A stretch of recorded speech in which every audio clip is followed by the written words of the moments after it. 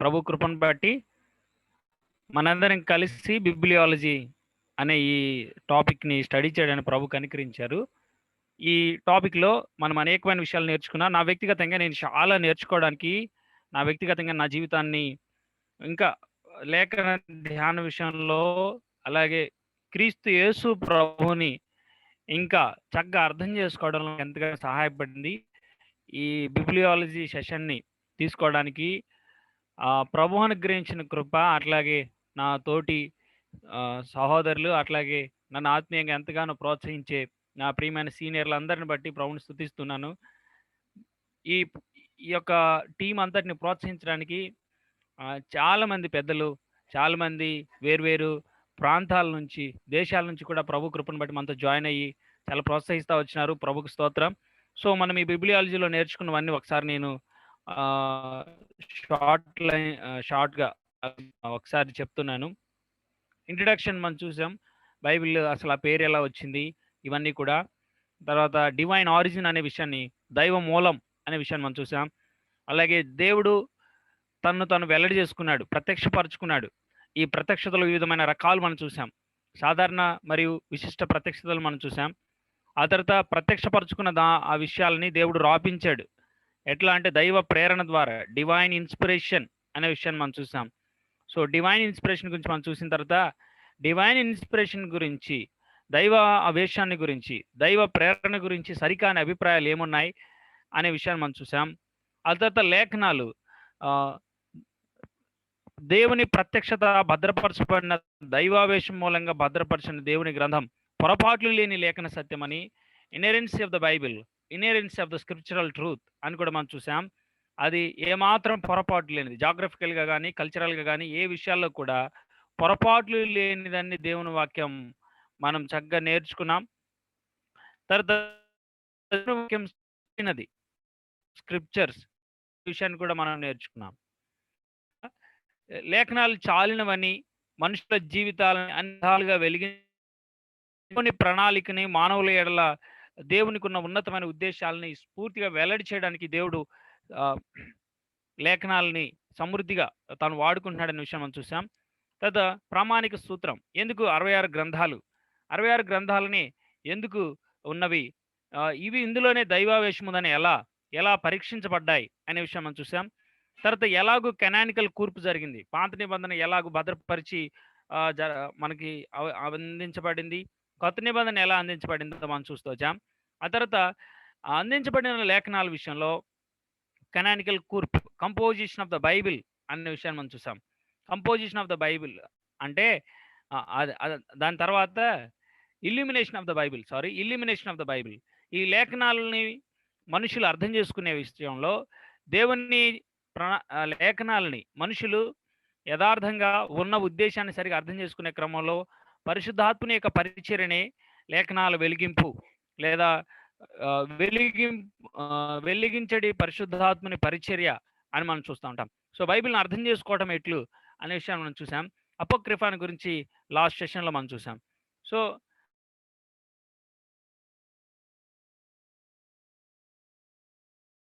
పరిచయం చేశాను. So biblical chain గురించి నేను జస్ట్ 2-3 మాటలు ఇంట్రడ్యూస్ చేసి ముందుకెళ్తాను. బిబ్లికల్ చైన్ అనేది చాలా ఇంపార్టెంట్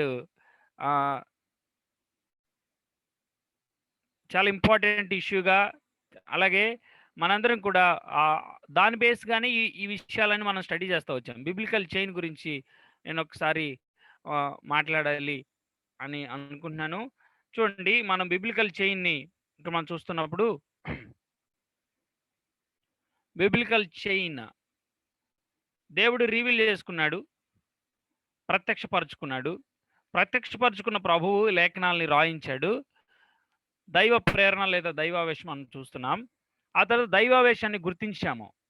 దీన్ని కెనానికల్ కూర్పు, దానికి ముందు జరిగినటువంటి విషయం, రికగ్నైజింగ్ ద కెనానికల్ బుక్స్, దైవావేశం కలిగినటువంటి గ్రంథాలను గుర్తించాము. ఆ తర్వాత వాటన్నిటిని ప్రామాణిక గ్రంథాలుగా కూర్చుకున్నాం. రూల్ బుక్ లాగా క్రైస్తవ జీవితానికి ఎట్లా అంటే అట్లా కాదు, కానీ అదే మన రూల్ బుక్. మన జీవితాన్ని శాసించాల్సింది దేవుని లేఖనాలే. ఏ వ్యక్తి మాదు, ఏ వ్యక్తికి ఏ సిస్టమ్ కాదు కానీ దేవుని వాక్యం మాత్రమే విశ్వాసుల జీవితాన్ని రూల్ చేయాలి. దేవుని వాక్యం చెప్తుంది మాత్రమే ఫైనల్ శిరోధార్యం అవ్వాలి తప్పితే ఇక ఏది కాదు, ఎవరు కాదనమాట. సో దాని తర్వాత ఈ ప్రామాణిక గ్రంథాలని చూడండి భద్రపరచడం. సో ప్రిజర్వేషన్ అనేది జరిగింది. ఆ తర్వాత ప్రిజర్వ్ చేయబడినటువంటి ఈ లేఖన భాగాల్ని తర్జుమా చేశారు వేరు వేరు భాషల్లోనికి. తర్జుమా చేసిన వీటిని పరిశీలించి చదవటం ద్వారా ఆత్మదేవుని యొక్క వెలిగింపు పరిచర్య మూలంగా వాక్యం యొక్క అర్థాన్ని గ్రహిస్తాం. ఇంటర్ప్రిటేషన్ అని మనం చూస్తున్నాం. ఆ తర్వాత జీవితానికి అన్వయించుకోవడం. లేఖనాల ప్రాథమిక లక్ష్యం చదువుతున్న వ్యక్తిని వెలిగించి దేవుని కోసం, దేవునికి ఉద్దేశాలు నెరవేర్చడానికి జీవించినట్లుగా తనకు అన్వయించుకోవడం ప్రాథమికంగా గుర్తుపెట్టుకుందాం. లేఖనాల యొక్క మనం చదువుతున్నప్పుడు లేఖనాలని ముందుగా మన జీవితంలో పరివర్తన తేవాలనే దేవుని కాంక్షను మనం గుర్తించాలి. ఎందుకంటే ఇతరులకు చెప్పడం మాత్రమే, ఇందుకోసమే నేను స్టడీ చేస్తాను అంటే గొప్ప ప్రమాదంలో ఉన్నామని. కానీ దేవుని వాక్యాన్ని ప్రాథమికంగా మన జీవితాలకు అప్లై చేసుకోవాలి, తర్వాత అనేకులకు అందించాలి. ఇందులో చూడండి ప్రత్యక్షత, రెవల్యూషన్ అయిపోయింది, దైవావేశము అయిపోయింది, గుర్తించడం అయిపోయింది, ప్రామాణిక గ్రంథాల కూర్పు అయిపోయింది, భద్రపరచడం అనేది కూడా చూడండి ప్రత్యక్షత, దైవ ప్రేరణ ఈ రెండు డివైన్ ప్రాసెస్. దేవుడు తన స్వాధీనంలో తను జరిగించాడు.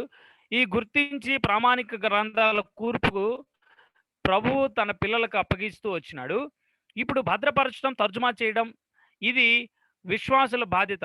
భద్రపరచడం, preservation of the canonical books, అవి విశ్వాసులకు అప్పగించబడినటువంటి బాధ్యత. అలాగే తర్జుమా చేసి అనేక మందికి దేవుని వాక్యాన్ని పంచడం మన బాధ్యత. చాలా మందికి దేవుని వాక్యాన్ని గురించినటువంటి సంగతుల్ని విస్తృతంగా మనం తర్జుమా చేసి పంచాలి, మన భాషలోనికి తీసుకురావాలి, అనేక మందికి పంచాలి. అది మన మీద ఉన్న బాధ్యతని గుర్తిద్దాం. ఎవరొకరు ట్రాన్స్లేట్ చేస్తారులే, ఎవరొకరు తీసుకొస్తారులే అనుకుంటే నేర్చుకోవాల్సిన వారమైనా. తర్వాత పరిశీలించి చదువుకోవడం మన బాధ్యత. వెలిగించడం పరిశుద్ధాత్మని యొక్క పరిచర్య అని మనం చూస్తున్నాం. వాక్యార్థాన్ని గ్రహించి జీవితానికి అన్వయించుకోవడం మన బాధ్యత.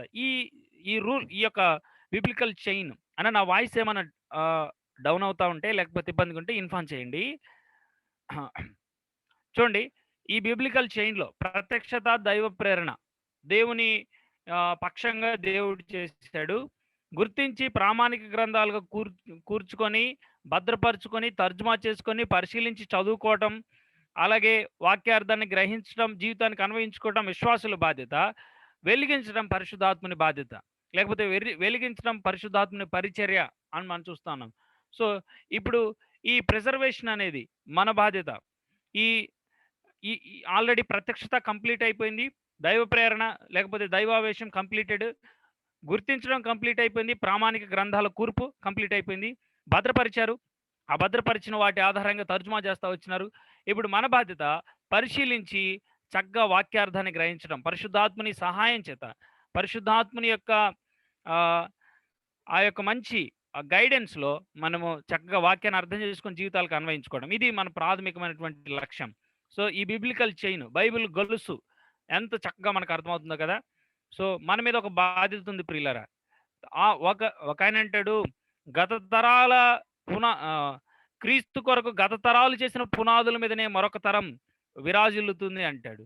సో మన తర్వాత తరాలు ప్రభు కోసం నమ్మకంగా, శ్రేష్టంగా, గొప్పగా బ్రతకాలి, ప్రభుని నమ్మకంగా సర్వ్ చేయాలంటే ఈ తరంలో మన బాధ్యత ఏమిటంటే మనకు అందించబడినటువంటి గత తరాల నుంచి మనకు అందించబడినటువంటి దేవుని వాక్య సత్యాన్ని చక్కగా మనము లిటరేచర్ మినిస్ట్రీ ద్వారా అన్ని రకాలుగా మన జీవితాల ద్వారా మన ఓరల్గా కానీ అన్ని రకాలుగా కూడా మనము అన్ని విధాలుగా దేవుని వాక్యాన్ని మనము ప్రిజర్వ్ చేయాలి. దేవుని వాక్యాన్ని మనం అనేకులకి అందించే సోర్సెస్గా ఉండాలని ప్రభు కాంక్షిస్తున్నాడు. సో ఇది మనము ధ్యానం చేస్తూ వచ్చాం. ఇప్పుడు క్వశ్చన్స్ గురించి మనం ఆలోచన చేయబోతున్నాం. సో నేను ఒక 2-3 క్వశ్చన్స్ డీల్ చేసిన తర్వాత నేను మీ క్వశ్చన్స్ తీసుకుని సెషన్ క్లోజ్ చేద్దాం. సో ఇందులో చాలా క్వశ్చన్స్ ఉన్నాయి, 9 క్వశ్చన్స్ అట్లా ఉన్నాయి కదా. కానీ నేను అన్ని క్వశ్చన్స్ ఇప్పుడు డీల్ చేయను, కానీ కొన్ని క్వశ్చన్స్ నేను డీల్ చేయబోతా ఉన్నాను. చూడండి, who divided the Bible into chapters and verses, when and why it was done, why was it done? ఎవరు బైబిల్‌ని అధ్యాయాల కింద, వచనాల కింద విభజించారు? ఎప్పుడు విభజించారు? ఎందుకు విభజించారు? సో, నా వాయిస్ క్లారిటీగా ఉందన్నా? డాన్ అన్న? Is it clear? ఎస్ తమ్ముడు, clear, it's clear. Okay. Thank you అన్న. చూడండి, జస్ట్ అర్థం చేసుకుందాం. దేవుని వాక్యం ప్రాథమికంగా రాయబడినప్పుడు గుర్తుపెట్టుకోండి, ఒరిజినల్‌గా మూల ప్రతులు there were no chapters, no verses. ఒక గ్రంథం రాయబడుతుందంటే అందులో అధ్యాయాలు, వచనాలు లేవు. అందులో అధ్యాయాలు, వచనాలు లేవు. మొత్తం ఒకటే గ్రంథం. అయితే మనం ఫస్ట్ అసలు ఈ అధ్యాయాలు, వచనాలు ఎక్కడి నుంచి వచ్చినాయి? ఇది డివైన్ ప్రాసెసా? హ్యూమన్ ఇంటర్వెన్షన్ ఉందా? అంటే మనం బాగా ఆలోచించేద్దాం చూడండి. ఫస్ట్ ఓల్డ్ టెస్ట్‌మెంట్ గురించి మనం ఆలోచించాలి. ఓల్డ్ టెస్ట్‌మెంట్ ఏం జరిగిందంటే క్యాంటర్బరీ ఒక ఆర్చ్ బిషప్ ఏం చేశాడంటే క్రీస్తు శకం 1227లో స్టీఫెన్ లాంగ్టన్ LANGTON ఆయన ఏం చేశాడంటే ఓల్డ్ టెస్ట్‌మెంట్‌ని చాప్టర్స్ కింద డివైడ్ చేశాడు. కష్టమవుతుంది. ఇదంతా అసలు అప్పట్లో అసలు ఎలా ఉండేదో తెలుసా? ఇవన్నీ రాకముందు ఎలా ఉండేదంటే ఒక మాట నేను చదువుతున్నా. ఆదియందు వాక్యముండెను, వాక్యము దేవుని యొద్ద ఉండెను, వాక్యం దేవుడై ఉండెను. దానికి ఎలా చెప్తారంటే Yohanu saying number 1, John saying number 1, Yohanu మాటలో మొదటి మాట అన్నట్లు అనుకునేవాళ్ళు. సేయింగ్ 1, సేయింగ్ 2, సేయింగ్ 3 ఇట్లా అనుకునేవాళ్ళు అనమాట. సో మనకి అదంతా చాలా కష్టంగా అనిపించి స్టీఫెన్ లాంగ్టన్ అని ఆయన ఏం చేశాడంటే ఆయన చాప్టర్స్ కింద డివైడ్ చేశాడు ఓల్డ్ టెస్ట్‌మెంట్‌ని. సో ఆ తర్వాత జాన్ విక్లిఫ్ గారు తర్జుమా చేస్తా ఉన్నప్పుడు, ఫస్ట్ టైం తర్జుమా చేస్తున్నప్పుడు క్రీస్తు శకం 1382లో సేమ్‌ని యాప్ చేసుకున్నాడు. అదే అధ్యాయాల్ని అలాగే డివైడ్ చేసిన అధ్యాయాల్ని తను తర్వాత వేరే భాషలోకి తర్జుమా చేస్తా ఉన్నప్పుడు ఆయన అదే అధ్యాయాలని ఫాలో అయ్యాడు. దాన్ని బేస్ చేసుకొని ఇప్పటికి కూడా అన్ని ట్రాన్స్లేషన్స్ విక్లిఫ్ బైబిల్ అధ్యాయాల ఆధారంగానే వస్తున్నాయి. సరే, ఇప్పుడు మనము అధ్యాయాలు చూసాం. కానీ వర్సెస్ గురించి మనం ఆలోచన చేస్తున్నప్పుడు చూడండి, వర్సెస్ ఎలా స్టార్ట్ అయ్యాయి బ్రదర్? ఇప్పుడు చాప్టర్స్ ఓకే, స్టీఫెన్ లాంగ్టన్ చేశాడు. మరి వర్సెస్ ఎలా బ్రదర్ అంటే జూయిష్ రబ్బీ ఒక ఆయన ఉన్నాడు, నేథన్ ఒక యూదామత బోధకుడు ఒక ఆయన ఉన్నాడు, నేథన్ అని. ఆయన క్రీస్తు శకం 1448వ సంవత్సరంలో స్టీఫెన్ లాంగ్టన్ అధ్యాయాల ఆధారం చేసుకొని ఈయన వర్సెస్‌ని డివైడ్ చేశాడు. వర్సెస్ నంబర్స్ ఇచ్చుకుంటూ వచ్చాడు. సో ఇట్లా ఓల్డ్ టెస్ట్‌మెంట్ చాప్టర్స్ వర్సెస్ కింద వచ్చింది. అయితే న్యూ టెస్ట్‌మెంట్ గురించి మనం ఆలోచన చేస్తున్నప్పుడు రాబర్ట్ ఎస్టీనే, ESTIENNE, ఎస్టీనే ఆర్ స్టీఫెనస్ అంటారు ఈయన్నే. ఈయన ఏం చేశాడంటే 1555 1555 సో 1555లో ఓల్డ్ టెస్ట్‌మెంట్‌ని చాప్టర్స్ కింద, వర్సెస్ కింద డివైడ్ చేశారు కదా! అట్లాగే న్యూ టెస్ట్‌మెంట్ కూడా అలాగే చేద్దామని చెప్పి ఆయన వర్సెస్ కింద, చాప్టర్స్ కింద, వర్సెస్ కింద డివైడ్ చేశాడు. This is what the story behind chapters and versus in the Bible.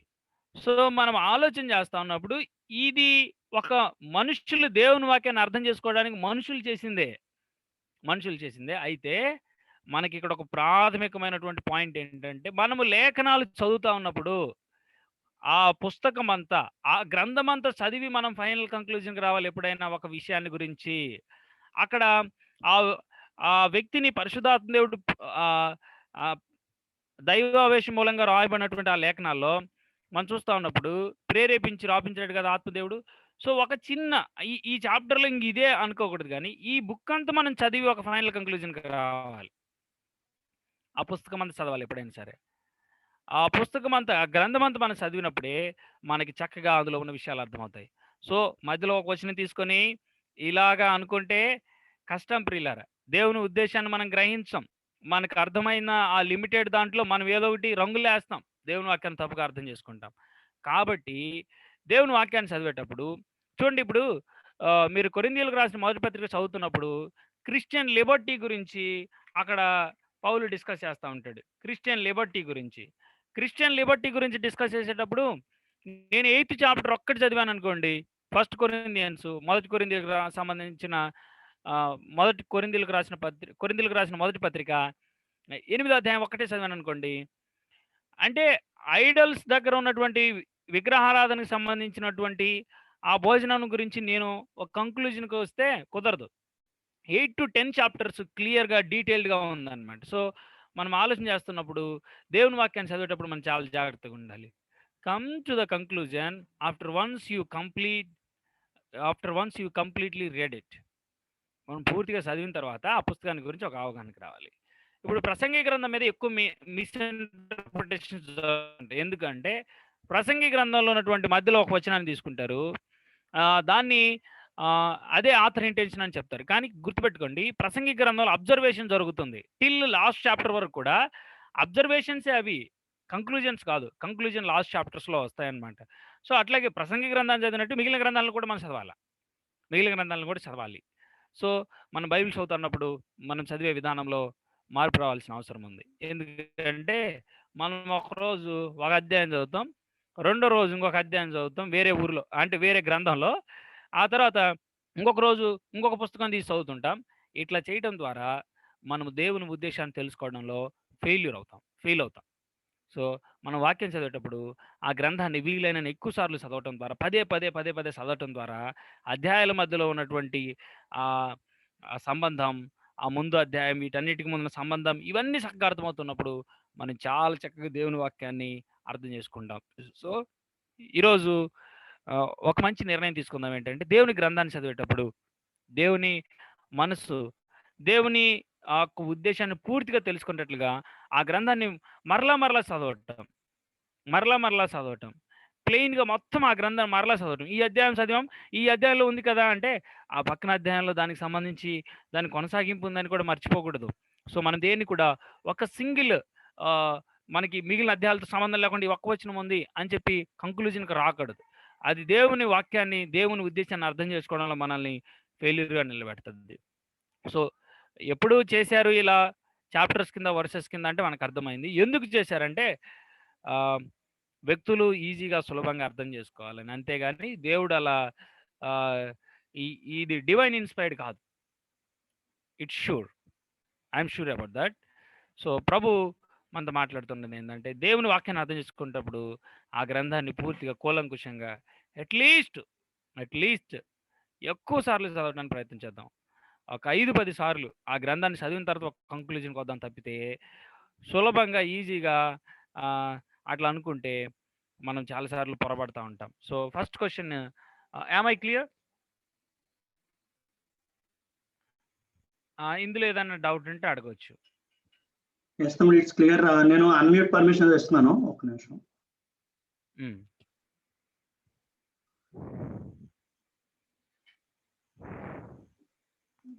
ఈ క్వశ్చన్ క్లియర్ అయిందా? మీకు ఎవరికైనా ఈ క్వశ్చన్ కి సంబంధించి ఏమన్నా సందేహాలు ఉంటే మీరు మాట్లాడవచ్చు.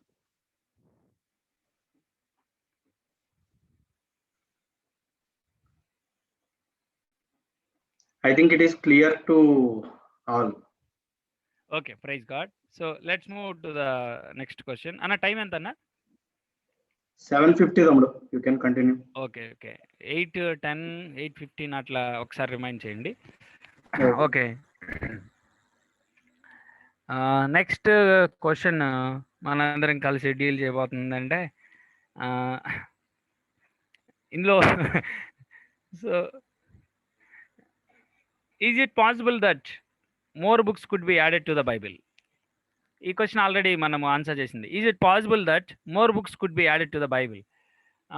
బైబిల్కి మరికొన్ని పుస్తకాలు యాడ్ చేయడం వీలవుతుందా అనే దాని దగ్గర మనం చదువుతున్నప్పుడు, బైబిల్కి మరికొన్ని పుస్తకాలు యాడ్ చేయడం వీలవుతుందా అనే విషయాన్ని మనం ఆల్రెడీ కెనానిసిటీలో ఆన్సర్ చేసాం. సో మరలా ఒకసారి నేను చెప్తున్నాను చూడండి. ఓల్డ్ టెస్ట్మెంట్ కెనానిసిటీ కంప్లీట్ అయిపోయినప్పుడు ఎలాంటి పరిస్థితులు ఉన్నాయో మనం చూసాం, క్లియర్గా చూసాం. ఓల్డ్ టెస్ట్మెంట్ కెనానిసిటీ కంప్లీట్ అయిపోయింది ఏంటి, మలకాయ్ తోటి కంప్లీట్ అయిపోయింది అనుకున్నప్పుడు ఎలాంటి పరిస్థితులు ఉన్నాయి? న్యూ టెస్ట్మెంట్ కెనానిసిటీ కంప్లీట్ అయిపోతే అలాంటి సిమిలర్ ఇన్స్టాన్సెస్ ఏమన్నా జరిగినాయి, ఇన్సిడెంట్స్ అంటే ఎగ్జాక్ట్లీ. ఓల్డ్ టెస్ట్మెంట్ కెనానిసిటీ కంప్లీట్ అయిపోయిన తర్వాత ఒక సైలెంట్ పీరియడ్, ఒక ఒక ఆథరైజ్డ్ ప్రాఫెట్ కానీ ఇలా ఎవరు లేవలేదు. అలాగే న్యూ టెస్ట్మెంట్ తర్వాత కూడా ఓల్డ్ టెస్ట్మెంట్ రెవల్యూషన్ కంప్లీట్గా ప్రభు చెప్పాడు ఓల్డ్ టెస్ట్మెంట్ ఇంతవరకు అని. అలాగే కొత్త నిబంధన గురించి కూడా మనం ఆలోచన చేస్తున్నప్పుడు చర్చ్ ఫాదర్స్ కానీ అందరూ కూడా ఇంతటితోటి రెవల్యూషన్ కంప్లీట్ అయిందని చెప్పారు. అందుకని ఇంకోటి మనం చూస్తే ఒక అద్భుతమైన విషయం ఏంటంటే జెనసిస్ అనేది బిగినింగ్ ఆఫ్ హ్యుమానిటీ గురించి మనకు చక్కగా చెప్తుంది, మానవుల యొక్క ఆరంభాన్ని గురించి చక్కగా చెప్తుంది.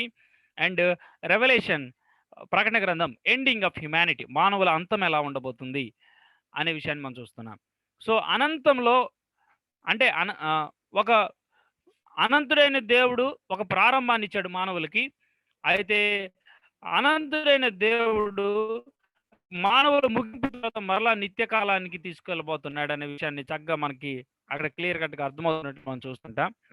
అందుకని మనము ప్రకటన గ్రంథం 22వ అధ్యాయం 18 నుంచి 20 వచనాలు చదువుతున్నప్పుడు అక్కడ క్లియర్ కట్గా రాయబడింది ఏంటంటే it's complete and no further addings are needed. ఇది పూర్తయింది, యాడ్ చేయడం కానీ తీసేయడం కానీ జరగదు. సో మనకు క్లియర్ కట్గా అర్థమవుతుంది ఏంటంటే కొత్త నిబంధన రెవల్యూషన్ గురించి మనం ఆలోచిస్తున్నప్పుడు ఇది కంప్లీట్. అండ్ ఈ 66 బుక్స్ గురించి చెప్పాలి అంటే we have all that we need in the current 66 books of the Bible.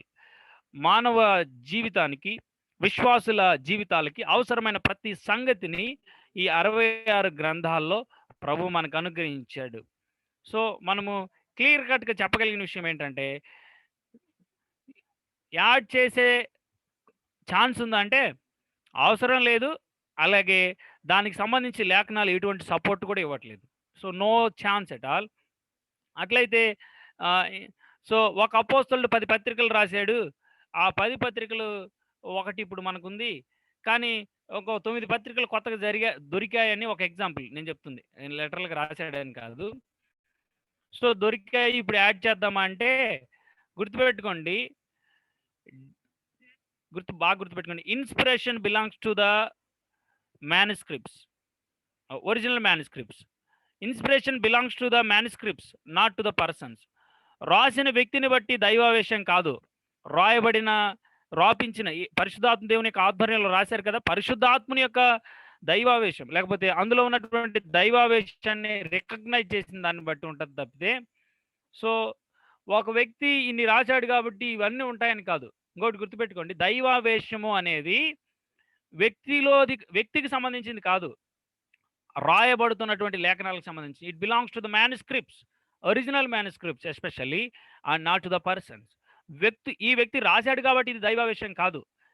ఈ రాయబడిన విషయాల్లో దైవావేశము తను సాక్ష్యం ఇస్తూ ఉంటాం.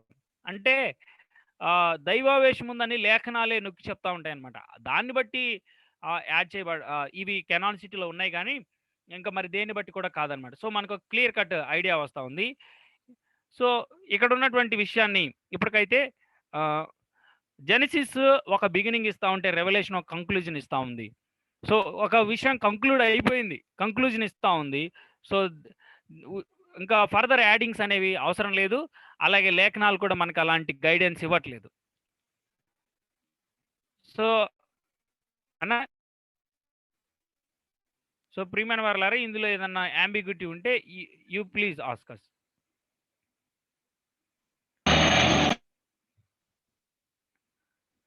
ఓకే ఓకే ఓకే సో మంచిది.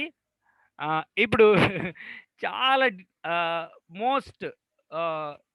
చాలామంది చాలా రకాలుగా ఈ ప్లీనరీ వెర్బల్ ఇన్స్పిరేషన్ ప్రతి లేఖన భాగం పొల్లు అక్షరం కామాతో సహా దేవుడు లేఖనాల్లో రాపించాడనే మాటని వ్యతిరేకించే కొంతమంది ఇవాంజలికల్సే ఉన్నారు, సువార్థిక వాదులు. ఎందుకు అంటే వారు ఒక లేఖన భాగం చూపెడతారు. సో ఈ క్వశ్చన్ డిస్కస్ చేసిన తర్వాత నేను క్లోజ్ చేస్తాను. సో ఆఫ్టర్ దట్ మీరు క్వశ్చన్స్ మెన్షన్ చేయొచ్చు. థర్డ్ క్వశ్చన్ ఏంటంటే, are the writings of the apostle Paul inspired? Question number 6, 1 Corinthians 7:12 నేను చదువుతున్నాను. నాతో పాటు ఓపెన్ చేస్తారా? 1 Corinthians 7:12 చూడండి. 1 Corinthians 7:12లో ఏమని రాస్తుందంటే, ఫస్ట్ కొరింథియన్స్ 7:12లో ఒక మాట రాయబడింది. మనం ఈరోజు ఎక్కువ టైం ఈ క్వెషన్ మీద స్పెండ్ చేయాలి. ఎందుకంటే చాలా మంది ఈ లేఖన భాగాన్ని మిస్ఇంటర్ప్రిట్ చేయడం మనం చూస్తూ ఉంటాం ఈ రోజుల్లో. మొదటి కొరింథీయులకు రాసిన పత్రిక 7:12 నేను మీకు రాసినను. సారీ, నేను సెకండ్ కొరింథియన్స్ తీశాను, క్షమించండి. 7:12 ప్రభువు కాదు నేనే తక్కిన వారితో చెప్పినదేమనగా, ఏ సహోదరునికైనను అవిశ్వాసురాలైన భార్య అయ్యుండి ఆమె అతనితో కాపురం చేయని ఇష్టపడిన ఎడల అతడు ఆమెను పరిత్యజింపకూడదు. చూడండి, ప్రభువు కాదు నేనే. To the rest I say I not the lord. Not the lord. ప్రభువు కాదు నేనే చెప్తున్నాను అంటే ఇవి పౌలు మాటలు తప్పితే ప్రభు మాటలు కాదు. సో ప్లీనరీ వెర్బల్ ఇన్స్పిరేషన్ అనేది ఎట్లా కుదురుతుంది అనే క్వశ్చన్స్ మనం చూస్తున్నాం. సో పొల్లు అక్షరం ప్రతి పదం ప్రభు ప్రేరేపించి ఆత్మ ఆధ్వర్యంలో రాశారన్నారు కదండి. మరి ఇక్కడ రాయబడిన సంగతి ఏంటి? 7:12లో ప్రభు కాదు నేనే. రెస్ట్ ఐసే, తక్కిన వారితో నేనేం చెప్తున్నానంటే ఐ నాట్ ద లార్డ్, నేనే చెప్తున్నాను ప్రభు కాదనే మాట. సో ఈ అధ్యాయాన్ని మనం జాగ్రత్తగా అర్థం చేసుకోవాలి. సో రండి, నేను ఫస్ట్ కొరింథియన్స్ గురించి చెప్పడానికి ముందు ఇంకొక మాట నేను అబ్జర్వ్ చేశాను. రోమాపత్రిక 3:5 నేను మనుష్య రీతిగా మాట్లాడుచున్నాను అన్నాడు. మనుష్య రీతిగా మాట్లాడమంటే ఏంటి? డివైన్ ఇన్స్పిరేషన్ ఉంటుందా ఇందులో? I speak in a human way, నేను మనుషుల రీతిగా మాట్లాడుతున్నాననే మాటని ఆలోచన చేస్తున్నప్పుడు అంటే పౌలు ఆత్మ ఆధ్వర్యంలో ఉండి ఆత్మవేశంలో కాకుండా ఇంకేదైనా మాట్లాడుతున్నాడా? ఇలాంటి క్వశ్చన్స్ అరైజ్ అవుతా వచ్చినాయి. నా పర్సనల్ బైబిల్ స్టడీలోనే నాకు వచ్చిన క్వశ్చన్సే ఇవి. అలాగే గాడ్ క్వశ్చన్స్లో కూడా ఇవన్నీ క్వశ్చన్స్ ఉన్నాయి. సో అవి నాకు ఎంతగానో హెల్ప్ఫుల్ అయ్యాయి. సో ఫస్ట్ మనం అర్థం చేసుకోవాల్సింది ఏంటంటే కొరింథీయుల బ్యాక్గ్రౌండ్ మనకు తెలియాలి. సో జాగ్రత్తగా వినండి ప్రియులరా, ఇది చాలా మోస్ట్ ఇంపార్టెంట్ థింగ్, మన లైఫ్స్లో చాలా అర్థం చేసుకోవాల్సిన విషయం. సో కొరింథీయుల యొక్క బ్యాక్గ్రౌండ్ని మనం ఆలోచన చేస్తున్నప్పుడు అదొక కరప్టెడ్ సిటీ. వాళ్ళది బాగా పాపానికి పాప ఇచ్చలకి వీటన్నిటికీ దాసోహమైన పట్టణం. నేను ఒక మాట చదువుతాను, చూస్తారా? కొరింథీయులకు రాసిన మొదటి పత్రిక 6:9 నేను చదువుతున్నాను. ఏంటంటే, అన్యాయస్తులు దేవుని రాజ్యమునకు వారసులు కానేరని మీకు తెలియదా? మోసపోకుడి, జారులైనను విగ్రహారాధకులైనను వ్యభిచారులైనను ఆడంగితనము గలవారైనను పురుష సంయోగులైనను దొంగలైనను లోభులైనను త్రాగుబోతులైనను దూషకులైనను దోచుకుని వారైనను దేవుని రాజ్యమునకు వారసులు కానేరరు. మీలో కొందరు అట్టివారైంటిరి గాని. సో కొరింథీయులతో మాట్లాడుతున్నప్పుడు పౌలు అంటున్నాడు మీలో కొందరు అట్టివారైంటిరి. సో వీరందరూ ఒకప్పుడు ఎలాంటి వారంటే ఈ లక్షణాలు ఉన్నాయి. Very much corrupted, very very dangerous people అని చెప్పొచ్చు. కరప్టెడ్ సిటీ అది. అంతేకాదు ఇక్కడ ఎఫ్రోదీతు అనే ఒక దేవత ఉంటది. ఈమె ఏంటంటే ఈ గుడిలో మోర్ దాన్ 1000 టెంపుల్ ప్రాస్టిట్యూట్స్ ఉంటారు. 1000 మంది కంటే ఎక్కువ మంది వేశ్యలు ఇక్కడ ఉంటారు. ఇక్కడ పూజలు చేసే వాళ్ళందరితో వాళ్ళు లైంగికంగా చాలా దారుణంగా ఉంటుంది. సో ఒక రకంగా చెప్పాలంటే ఈ పట్టణం కరప్టెడ్, అంతేకాదు పాపానికి లైసెన్స్డ్ సిటీ. చాలా దారుణంగా పాపానికి లైసెన్స్ ఉంటుంది. సో ఈ పట్టణం గురించి మనం చూస్తూ ఉంటాం. పౌలు అయితే ఇక్కడ తన రెండవ మిషనరీ యాత్రలో, రెండవ సువార్త యాత్రలో ఇక్కడ అసెంబ్లీని ఫౌండ్ చేశాడు. ఇక్కడ ఒక అసెంబ్లీని, ఒక సంఘాన్ని, ఒక సంఘం ఏర్పడడానికి పౌలును వాడుకున్నాడు. అయితే తర్వాత మనం చదువుతున్నప్పుడు చాలా వాళ్ళ లైఫ్ స్టైల్లో మనము ఇక్కడ చదివాం కదా 6:9-11 మీలో అలాంటి వారై ఉన్నారని. Many believers are from immoral Corinthian life style. Corinthian life style అది. అలాంటి వారి నుంచి ప్రభు రక్షించుకున్నాడు వాళ్ళని. సో ఇప్పుడు 7వ అధ్యాయానికి మనం వచ్చే ముందు కొరింథీ పత్రికని నేను జస్ట్ సమ్మరైజ్ చేస్తాను. నేను 1 or 2 minutesలో సమ్మరైజ్ చేస్తాను. చూడండి, జాగ్రత్త వినండి. You will get it easily, మీకు అర్థమైపోతుంది. కొరింథీ పత్రికలో పౌలు చెప్తున్నది ఏంటి, పౌలు ద్వారా చెప్తున్నప్పుడు 1-6 అధ్యాయాల్లో 7 కరప్షన్స్ డీల్ చేస్తా ఉన్నాడు. 1-6 అధ్యాయాల్లో హీఈస్ డీలింగ్ విత్ 7 కరప్షన్స్. 7 తప్పిదాలని, 7 సరికాని విషయాలని వారి మధ్యలో ఉన్నాయి. వాటిని డీల్ చేస్తా ఉన్నాడు. ఏంటి? 1వ అధ్యాయం 10-17 మనుషులను వెంబడించడం, 1వ అధ్యాయం 18 2వ అధ్యాయం 13 వరకు లోక జ్ఞానానికి ప్రాముఖ్యతనివ్వడం, 2వ అధ్యాయం 14 3వ అధ్యాయం 7 వరకు శరీరాన్ని ఆస్పదం చేసుకోవడం, 3వ అధ్యాయం 8-23 వరకు కూడా రాబో తీర్పును నిర్లక్ష్యం చేయడం, 4వ అధ్యాయంలో తమను తాము గొప్ప చేసుకోవడం, సెల్ఫ్ బోస్టింగ్, ఆ తర్వాత 5వ అధ్యాయంలో క్రమశిక్షణ రాహిత్యం ఉంది వాళ్ళ మధ్యలో, ఇండిసిప్లైన్, లేకపోతే చాలా దారుణమైన వ్యక్తులుగా తయారైపోయారు. 6వ అధ్యాయంలో చూస్తున్నప్పుడు నేను అపోల్లో వాడను, నేను పౌలు వాడను, నేను అది ఇది అని చెప్పి క్రీస్తు శరీరాన్ని విభజిస్తున్నారు. ఇది 7 కరప్షన్స్. అయితే 6 కరెక్షన్స్. మీరు రాసిన వాటిని గురించిన విషయము, మీరు రాసిన వాటి విషయం అని చెప్పి పౌలు స్టార్ట్ చేస్తాడు 7వ అధ్యాయం స్టార్టింగ్లో. బాగా గుర్తుపెట్టుకోండి. 7th chapter deals to the marriage. వివాహాన్ని గురించి 7వ అధ్యాయం మాట్లాడుతుంది. వివాహాన్ని గురించి అనేది గుర్తుపెట్టుకోండి. 8-10 వచనాలు 8-10 అధ్యాయాలు క్రిస్టియన్ లిబర్టీ గురించి మాట్లాడుతున్నాయి. క్రైస్తవ స్వేచ్ఛ, క్రైస్తవ స్వతంత్రం, క్రైస్తవుడు తన స్వతంత్రాన్ని ఎలా వినియోగించుకోవాలి, విగ్రహాల దగ్గర పెడుతున్న ఫుడ్డు, మార్కెట్లో మామూలుగా అమ్ముతున్న ఫుడ్డు, వీటి దగ్గర ఎలాగ క్రైస్తవుడు తన స్వేచ్ఛను ఉపయోగించుకోవాలనే విషయాలు చెప్పాడు. ఆ తర్వాత 11వ అధ్యాయంలో సంఘ క్రమం, చర్చ్ ఆర్డర్ గురించి మాట్లాడాడు. 12-14 అధ్యాయాల్లో కృపావరాల గురించి మాట్లాడాడు. 15వ అధ్యాయంలో పునరుత్థానం గురించి మాట్లాడాడు. ఆఫరింగ్ కలెక్షన్, లేకపోతే కలెక్టింగ్ ద ఆఫరింగ్స్ గురించి మాట్లాడాడు, చందాను పోగు చేయడం గురించి. సో ఇప్పుడు మన ఫోకస్ అంతా కూడా 6 కరెక్షన్స్ వాళ్ళు రాశారు. 7th చాప్టర్ స్టార్టింగ్లో వాళ్ళు రాసిన మొదటి విషయం ఏంటంటే వివాహాన్ని గురించి. ఆ 7th చాప్టర్ పౌలు స్టార్ట్ చేస్తున్నాడు. వాళ్ళు క్వశ్చన్ రాశారు వివాహాన్ని గురించి. సో ఇప్పుడు చూడండి,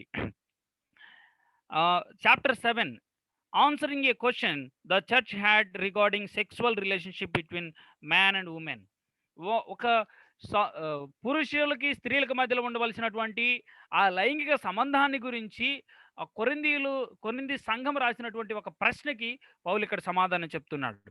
అయితే కొరింథీలతోటి పౌలు చెప్తున్న విషయం ఏంటి, లేకపోతే కొరింథీలకు ఉన్నటువంటి మైండ్ సెట్ ఎలాంటిదంటే, Corinthians thought it would be a good thing for everyone to remain ఒక బ్రహ్మచారిగా ఉండిపోవడం మంచిదేమో.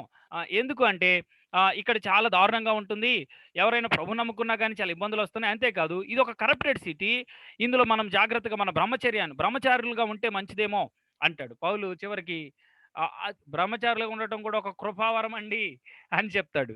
So Paul supports them. అవును, బ్రహ్మచారులుగా ఉండటం మంచిదే అని చెప్తాడు. అట్లాగే అయితే 7వ అధ్యాయం 10వ వచనం మనం చదువుదాం ఒకసారి. 7వ అధ్యాయం 10వ వచనం చదువుదామా. 7వ అధ్యాయం 10వ వచనం బాగా జాగ్రత్తగా ఫాలో అవుతున్నారు అనుకుంటున్నాను నేను.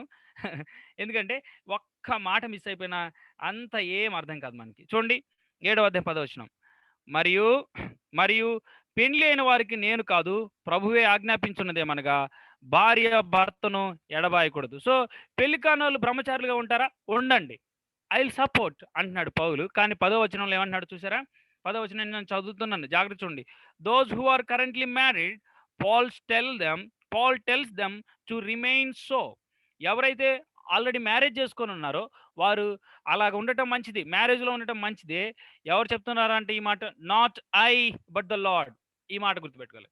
నేను కాదు, ప్రభు ఆజ్ఞాపించున్నదేమనగా. నేను కాదు, ప్రభు చెప్తున్నాడు. ప్రభు ఎక్కడ చెప్పాడు అంటే యేసుక్రీస్తు ప్రభు తన బోధల్లో మాట్లాడారు ఈ మాటని అని పౌలు చెప్తున్నాడు. నేను కాదు ఈ మాట చెప్తుంది, ప్రభువే చెప్పాడు. ఎందుకంటే మత్తయి సువార్త 5వ అధ్యాయం 32వ వచనం చదువుదాం ఒకసారి. మత్తయి సువార్త 5వ అధ్యాయం 32వ వచనం చదివితే ప్రభువు వివాహాన్ని గురించి ఏం మాట్లాడుతున్నాడో చూస్తున్నాం. చూడండి, మత్తయి సువార్త 5వ అధ్యాయం 32వ వచనం. నేను మీతో చెప్పున్నదేమనగా వ్యభిచార కారణమును బట్టి కాక తన భార్యను విడనాడు ప్రతి వాడును ఆమెను వ్యభిచారినిగా చేయుచున్నాడు, విడనాడబడిన దానిని పెండ్లాడువాడు వ్యభిచరించుచున్నాడు. సో ఈ మాటలు చదువుతున్నప్పుడు పౌలు ఏం చెప్తున్నాడు అంటే not I but the lord. అంటే ఏమండి, నేను నా సొంతంగా చెప్పట్లేదు, ప్రభువు చెప్పాడు, ప్రభువు బోధలో నుంచి నేను చెప్తా ఉన్నాను, లేకపోతే ప్రభువే డైరెక్ట్గా ఆజ్ఞాపించాడు అనే మాటలు చెప్తున్నాను. Speaking direct command from the Lord Jesus Christ. ఇక్కడ 7వ అధ్యాయం 10వ వచనంలోనేమో not I but the Lord, నేను కాదు, ప్రభువే ఆజ్ఞాపిస్తున్నాను అంటున్నాడు. కానీ 7వ అధ్యాయం 12వ వచనంకి వచ్చేసరికి చూడండి, I not the Lord, just 2 words, ప్రభు కాదు నేనే. అక్కడేమో నేను కాదు, ప్రభువే చెప్తున్నాడు అన్నాడు 10వ వచనంలో. కానీ 12వ వచనంకి వచ్చేసరికి ప్రభువు కాదు నేనే అనే మాటలు చెప్తున్నాడు. సో 7వ అధ్యాయం 10వ వచనంలో చెప్తుంది ఏంటంటే ఎవరైతే మ్యారేజ్ చేసుకున్నారో వాళ్ళ గురించి యేసుక్రీస్తు ప్రభువు తన బోధనలో చెప్పారండి. అవిశ్వాస అయ్యాడు కాబట్టి వదిలిపెట్టడం కాదు, వ్యభిచార కారణమును బట్టి తప్పితే మరి దేనిని బట్టి విడనాడకూడదు అని చెప్తున్నాడు. కాబట్టి ఎవరైతే మ్యారేజ్ చేసుకొని ఉన్నారో రిమైన్ ఇన్ ద సేమ్, లేకపోతే అలాగే ఉండండి. ఎవరైతే వివాహం చేసుకోలేదో వారు బ్రహ్మచారులుగా ఉండండి. అది మేలేమో, అది మంచిదేమో అని సపోర్ట్ చేస్తున్నాడు. మ్యారేజ్ అయిన వాళ్ళతోటేమో మ్యారేజ్ చేసుకున్నారు కదా, ఇలాంటి కారణాన్ని బట్టి తప్పితే ఇంకా ఎప్పుడు కూడా విడిచిపెట్టకూడదు అని ప్రభు చెప్తున్నాడు. కాబట్టి not I but the Lord, నేను కాదు ప్రభువే చెప్తున్నాడు మీతోటి, ప్రభు తన బోధలో చెప్పాడు అని చెప్తున్నాడు. సో ఇప్పుడు మనకు అర్థమయ్యే విషయం ఏంటంటే 7వ అధ్యాయం 12వ వచనంకి వద్దాం. 7వ అధ్యాయం 12వ వచనం కొరింథీయులకు రాసిన మొదటి పత్రిక. 7వ అధ్యాయం 12వ వచనం కొరింథీయులకు రాసిన మొదటి పత్రిక.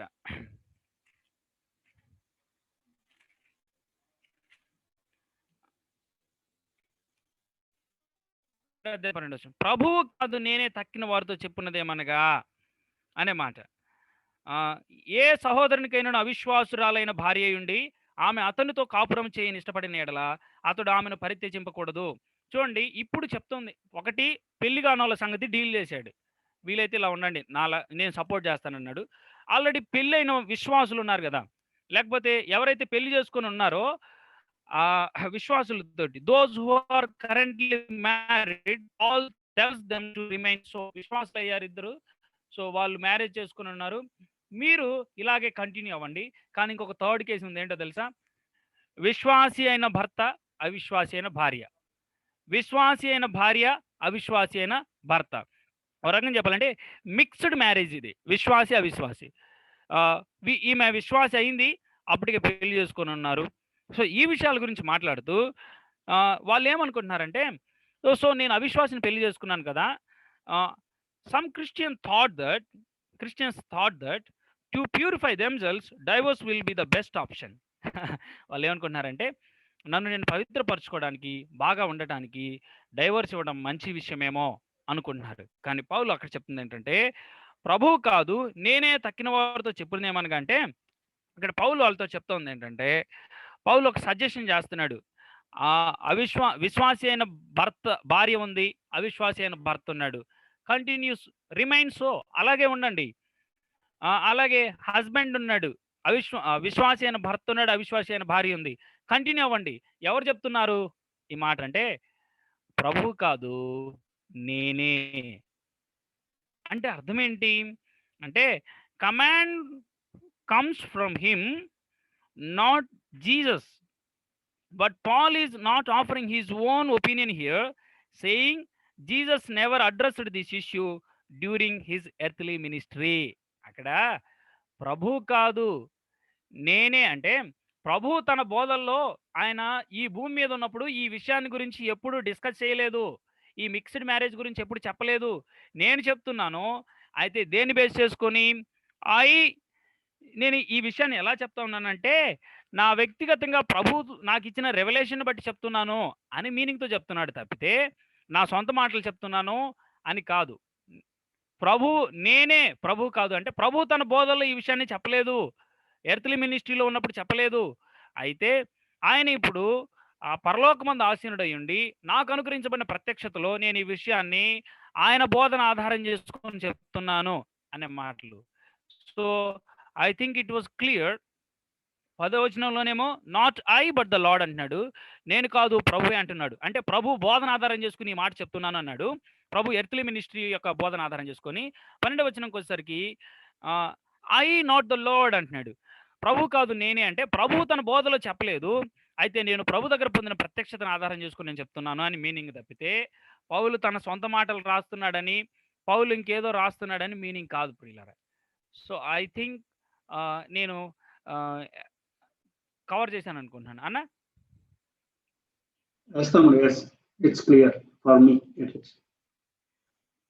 సో ఇంతటితోటి నేను ఈరోజు డీల్ చేయాల్సిన క్వశ్చన్స్లో సెకండ్ క్వశ్చన్ అయిపోయింది. తర్వాత 5th క్వశ్చన్ 6th క్వశ్చన్ నేను కవర్ చేశాను. సో తర్వాత క్వశ్చన్స్ అన్ని కూడా ఈజీగా మనము నెక్స్ట్ ప్రభు చిత్తం అయితే నెక్స్ట్ సెషన్లో మనం కవర్ చేస్తాం అన్న. సో ఇప్పుడు ఎవరైనా క్వశ్చన్స్ ఉంటే యూ ప్లీజ్ మెన్షన్. ఓకే వీళ్ళారు, మనకి ఇంకా ఒక 5-10 minutes ఉంది. మీకు ఏమైనా బిబ్లియాలజీకి సంబంధించి క్వశ్చన్ ఉన్నట్లయితే దయచేసి అడిగితే తమ్ముడు ఆన్సర్ చేయడానికి ప్రయత్నిస్తాడు. అయితే అన్న స్టాప్ చేయనా sharing? Yeah you can stop తమ్ముడు. ఎస్. సో నేను ఇప్పుడు కొరింథియన్స్ లెటర్ గురించి చెప్పిన దాంట్లో కూడా ఏదన్నా కన్ఫ్యూజన్ ఉన్నా కానీ ఇంకా ఎక్కువ మోతాదులు అవసరమైన దానికంటే ఎక్కువ చెప్పినా కానీ మీరు మెన్షన్ చేయొచ్చు. So that I optimise I try to optimise it అన్న. మంగారు ఏమైనా క్వశ్చన్ ఉందా? మంగారు థ్యాంక్ యూ తమ్ముడు వెంకటేష్. క్వశ్చన్ బాగా డీల్ చేశారు తమ్ముడు, థ్యాంక్ యూ. చాలా డౌట్ క్లారిఫై చేశారు. అయితే నాది డౌట్ ఏం కాదు కానీ ఏం అడుగుతున్నానంటే, ఇప్పుడు మన బైబిల్ని ఈ దేవుడి వాక్యాన్ని అమితమైన ప్రేమంగా ఎక్కువ సమయం ఆ వాక్యంతో గడపడానికి ఏం చేయాలని? Excellent question. అంటే వాక్యాన్ని ఎక్కువ ఇష్టపడి ఎక్కువ గడపాలని ఆశ చాలా ఉంటది కానీ అది ఇంప్లిమెంట్ లో పెట్టలేకపోతున్నాం. దానికి నీ సజెషన్స్ కావాలి. సో నా పర్సనల్గా అంటే నా వ్యక్తిగతంగా నేను చేసింది ప్రయారిటీ మ్యాటర్స్ అన్న. Priority matters.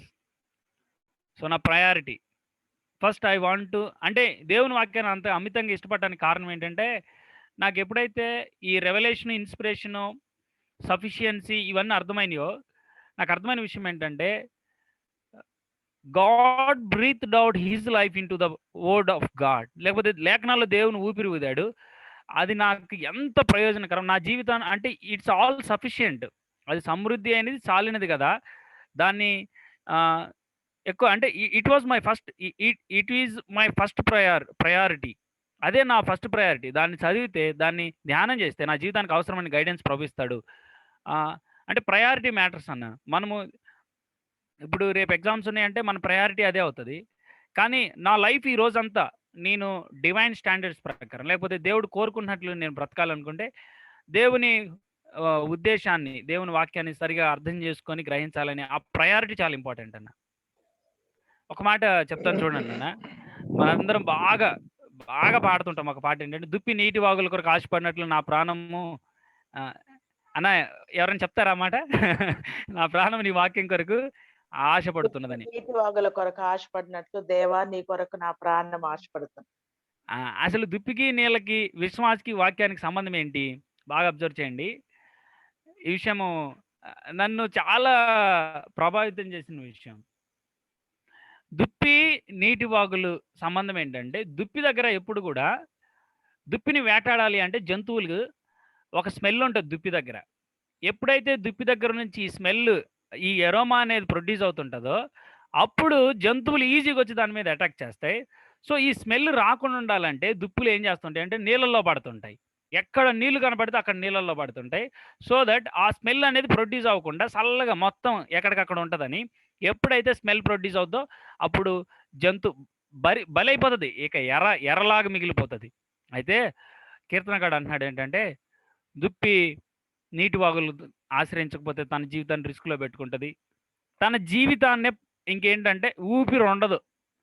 అట్లయితే నాకు నీ వాక్యం ఎలాంటిదంటే, నేను బ్రీత్ అవ్వాలి, నేను ఎగ్జిస్ట్ అయ్యుండి నేను ఈ భూమి మీద బ్రతకాలి అంటే నీ వాక్యం నాకు అవసరం. నేను శత్రువు దాడి నుంచి తప్పించుకోవాలంటే నీ వాక్యం నాకు అవసరం. నేను బాగా ప్రభు సంధించిన ఒక విషయం, భూమి మీద దేవుని తర్వాత అంత శక్తిమంతుడు ఎవరంటే సాతాను గాడు. సో సాతాను చేతులు నేను పడకూడదంటే నాకున్న ఒకే ఒక ఆప్షన్ దేవుని చేతిలో ఉండటం, దేవునితో సమయాన్ని గడపటం, దేవునితోటి ఎక్కువ ఇంటిమేట్ రిలేషన్షిప్ కలిగి ఉండటం.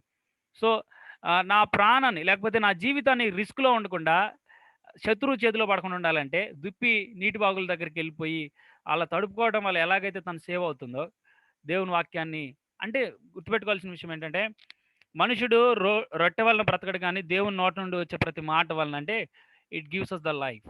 మనిషి నేను బ్రతుకుతున్నాను అంటే అర్థం ఏంటంటే దేవునితో కనెక్షన్లో ఉన్నాను. దేవునితో కనెక్షన్లో ఉన్న వాళ్ళే బ్రతికినట్లు. అందుకని ప్రభు అంటాడు, మృతులు తమ మృతులను పాతి పెట్టుకొననీయుడి. మృతులు ఈ రకం చెప్పాలను, చచ్చిపోయిన వాళ్ళని పాతి పెట్టుకొనివ్వండి.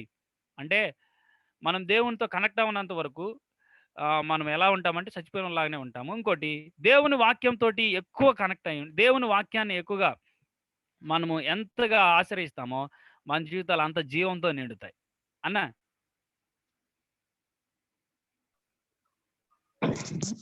రైట్ రైట్ తమ్ముడు, థ్యాంక్ యూ అన్న నేను వండర్ఫుల్ తమ్ముడు. నాకు తెలిసిన చిన్న విషయం అది అన్న. చాలా చాలా మంచి విషయాలు చెప్పారు. నేను జస్ట్ ఒక చిన్న పాయింట్ యాడ్ చేద్దాం అనుకుంటున్నాను. ఏంటంటే మనం ఇందాక నువ్వు అన్నట్టుగా అదే ఇంచుమించు కీర్తనలో 111వ కీర్తనలో అనుకుంటా, ఈ నీ వాక్యం నా హృదయంలో ఉంచుకుంటున్నాను ఎందుకు, just go away from the sin, నేను పాపం చేయకున్నట్లు నీ వాక్యమును నా హృదయంలో దాచుకుంటున్నాను అంటాడు అనమాట. అంటే ఆ సెన్సిటివిటీ మనకి కావాలన్నమాట. ఆ భయం మనలో ఉండాలి. మనం తమ్ముడు చెప్పినట్టుగా దుప్పి రిస్క్ లో పడుతుంది అనమాట ఎప్పుడు వాటర్స్ లేకపోతే. అలాగే దేవుని సన్నిధి, దేవుని వాక్యం లేకపోతే మనం రిస్క్ లో పడతాం. తమ్ముడు చెప్పినట్టుగా ఫస్ట్ థింగ్, దేవుడు శక్తివంతుడు, దేవుడు తర్వాత మనకు తెలుసు సాధనగాడే శక్తివంతుడు. సో మనం అది తప్పించుకోవాలి అంటే మనకి ఆ భయం ఉండాలి ఖచ్చితంగా. అది ఆ భయం అనేది నాకు తెలిసి మనకి ఆ ప్రయారిటీ అనేది కలుగజేస్తుంది. అప్పుడు మనం దేవుని సన్నిధికి, దేవుని వాక్యానికి ఎక్కువ ఇంపార్టెన్స్ ఇవ్వగలుగుతాం. రిస్క్ అర్థమైతే ప్రయారిటీ ఏంటో తెలుస్తుంది అన్న. రిస్క్ కి ప్రయారిటీకి చాలా దగ్గర. అండ్ వన్ మోర్ థింగ్, మన మధ్యలో ఉన్న మా ప్రియమైన తల్లి నిర్మలమ్మ గారు ఎక్కువ వాక్యం చదువుతుంటారు. సో అమ్మ ఆల్సో ఊహించినంత కాదు. ఇప్పుడు ఎట్టయినా అంటే యవనులుగా ఉన్నప్పుడు అయితే బాధ్యత తక్కువ ఉంటాయి. ఫ్యామిలీలో చాలా నేను ఎప్పుడు అనుకుంటాను అనమాట, మరి ఎక్కువగా చదవటానికి అవకాశం ఉండట్లేదు, బాధ్యతలు ఎక్కువ, జాబ్, ఫ్యామిలీ. కానీ ఇష్టం ఉంటే దాన్ని ఎలాగలాగా పూర్తి చేసుకుంటాం. ప్రయారిటీ. నాకు స్కూల్లో ఉన్నప్పుడు మా ఎన్ఎస్ మాస్టర్ అన్నమాట, ఆయన బిలీవర్. నేను అప్పుడు అన్యుడిగా ఉన్నప్పుడు ఆయన ఒక మాట అన్నాడు అనమాట, వేరే విషయాల గురించి మాట్లాడుతున్నప్పుడు, where there is a will there is a way. మనకి నిజంగా నిర్మలా గారు చెప్పినట్టు మనకి ఆశ ఉంటే ఖచ్చితంగా దేవుడు దానికి ద్వారాలు తెరుస్తాడు అన్నమాట.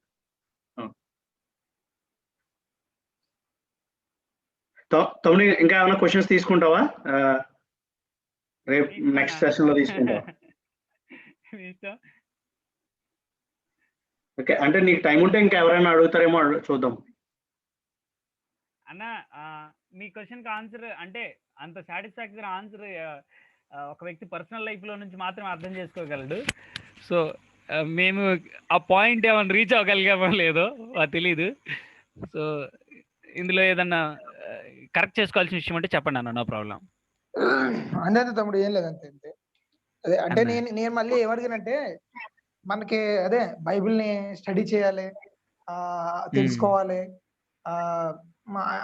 ఇది ఉంది కదా, అంటే ప్రతి బుక్ ని డీటెయిల్ గా స్టడీ చేయడం, దాని మీద మనకి డిజైర్ కోసం నువ్వేం చేస్తున్నావు అని. అంటే బైబిల్ చదువుతాం, ఓకే, అది రైటే. నేను అనేది ఏంటంటే ఈ స్టడీ అదే కదా, బైబిల్ డాక్టర్ నేర్చుకోవడం, పర్సనల్ బైబిల్ స్టడీలో ఎక్కువగా వాక్యం నేర్చుకోవడం, దీనికి డిజైర్ కోసం ఎక్కువగా దాని మీద పడి స్టడీ చేయాలనే ఆశ, దానికోసం అన్నాను. సో రైట్, దేవునితో కనెక్ట్ అవ్వడానికి, మనం జీవించడానికి దేవుని వాక్యం చదువుతున్నాం, అది ఓకే. నేను అనేది ఏంటంటే జస్ట్ నీ ఎక్స్పీరియన్స్ అడుగుతున్నాను. నువ్వు స్టడీ చేస్తున్నావు కదా, డాక్టర్స్ నేర్చుకుంటున్నావు కదా, సో నీ డిజైర్, నీకు ఎలా వచ్చిందని అంత డిజైర్, ఇంత నేర్చుకోవాలనేది, అది జస్ట్ నీ ఎక్స్పీరియన్స్ చెప్తావు. ఆ క్వశ్చన్ అర్థమైందా? అర్థమైందన్న. కానీ వాస్తవం ఏంటంటే ఐ ఫీల్ సో రిగ్రెట్ అనమాట. ఎందుకంటే నేను ఎక్కువ దేవుని వాక్యం చదవలేకపోతున్నాను అనే రిగ్రెట్ నాకు even till today and till this minute I have that. ఎందుకంటే అంటే నా ఉద్దేశం ఏంటంటే దేవుని వాక్యాన్ని నేను ఇప్పుడు రోమపత్రిక నేను ఎవ్రీడే కూర్చొని పొద్దున్నే ఒకసారి మొత్తం చదివేవాడిని రోమపత్రిక అంతా. అది చదువుతున్నప్పుడు నేను ఈ రకంగా ప్రేయర్ చేసేవాడిని, I want to understand your intention behind the scriptures. నాకు నీ ఉద్దేశాలు అర్థం చేసుకోవాలని ఉంది ప్రభా, వీటిని నేను సరిగా మిస్ఇంటర్ప్రిట్ చేయకుండా అర్థం చేసుకోవాలని. అంటే ఆ జాయ్ఫుల్నెస్ ఆటోమేటిక్గా దేవుని వాక్యంలో ఉన్న జాయ్ అనేది అనుభవించడం ప్రారంభిస్తామన్నా. నాకు బాగా గుర్తు ఏంటంటే ఇంజనీరింగ్ సెకండ్ ఇయర్లో ఉన్నాను నేను. మార్నింగ్ ఎప్పుడో 8కో ఏమో కూర్చున్నాను. ఈవినింగ్ 6 అయిపోయింది. I'm reading and I'm just going through Ezra, Nehemiah, ఈ ఎస్తేరు, హగ్గయి, జకర్యా, మలాకి ఈ గ్రంథాలు మాత్రమే చదువుతా ఉన్నాను. నాకు తర్వాత తెలిసింది ఏంటంటే ఈవినింగ్ అయిపోయింది, నేను బ్రేక్ఫాస్ట్ లంచ్ మిస్ అయిపోయానని తర్వాత తెలిసింది నాకు. అంటే ట్రూలీ అన్న, నేను నమ్ముకున్న కొత్తలో వరి పొలాలకు వెళ్ళేవాడిని, నేను ఒక్కనే ఉన్నాను. ఫస్ట్ వారంలో దేవుని వాక్యం అంటే ఆ 66 గ్రంథాలు చదవటానికి ఏదో ఉంది, దేవుడు నా కోసం అట్లా ప్రభు కృప చూపి కనికరించింది తప్పితే నథింగ్ అన్న.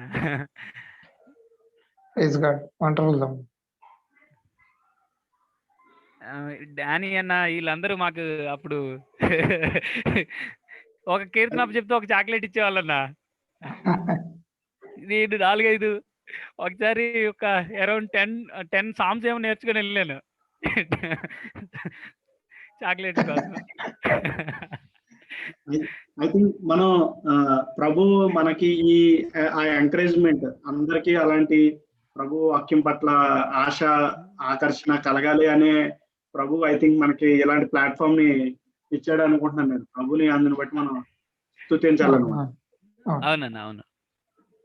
సో మనం స్టార్ట్ చేద్దాం. ఒకవేళ మనం అంత ఆశ మనలో లేకపోతే ఇప్పుడైనా మనం స్టార్ట్ చేద్దాం. పర్సనల్ గా నేను కూడా చాలా ఎంకరేజ్ ఫీల్ అవుతున్నాను అనమాట ఈ సెషన్స్ వల్ల. నేను చాలా ఎక్కువ లబ్ధి పొందిన వ్యక్తిని, ప్రభు ఎరిగిన వాడు. నేను అతిశయం కోసం చెప్పట్లేదు, ఎవరి దగ్గర కూడా షో ఆఫ్ కాదు, కానీ నేను ఎక్కువ లబ్ధి పొందానన్న. ఎందుకంటే ఏం క్వశ్చన్ అడుగుతారని భయం.